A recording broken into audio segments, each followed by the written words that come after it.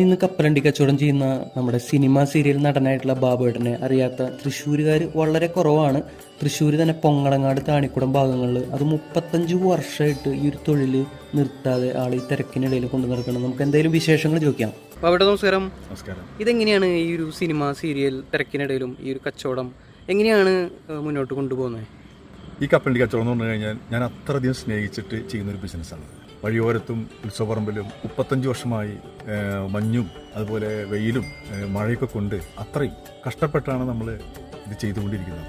പക്ഷെ അതിൽ ഒരുപാട് സന്തോഷമുണ്ട്, അതിൽ വരുമാനമുണ്ട്, അഭിമാനമുണ്ട്. സിനിമ സീരിയൽ വിശേഷങ്ങളൊക്കെ എന്താണ് ഇപ്പോൾ?